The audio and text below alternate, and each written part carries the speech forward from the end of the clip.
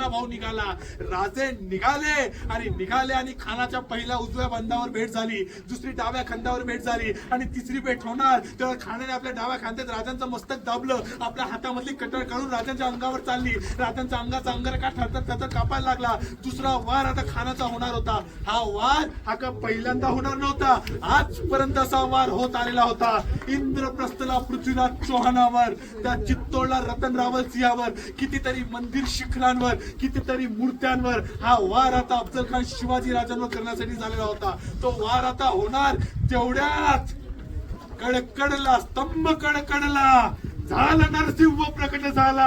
हातामधली वाघ नख खानाच्या कमरेत फिरली आणि हिरण्यकश्यपूच्या उदरावर नरसिंहाची नख फिरावी तशी राजाची वाघ नख चालली.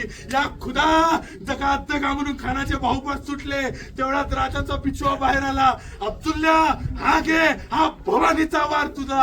आणि खानाच्या पोटात तो गेला. आतड्या सकट बाहेर पडायला लागला. खानाने ओरडाओरडा केला, खतम करो सिवा को, उसने मेरा कत्ल किया है. खानाने वकिलाच्या हाती तलवार घेतली, राजांवर चालवली. राजांनी त्याला खाली पाडलं. खान पडला, आपल्या हाताला कसा तरी घेऊन बाहेर पडायला लागला. तेवढा कृष्णा भाकर राजांवर चालून आला. त्याला 2 वेळा म्हटलं, पंत ब्राह्मण म्हणून सोडतोय, जा शहाजी महाराजांची आण्या आमास. नाही ऐकलं.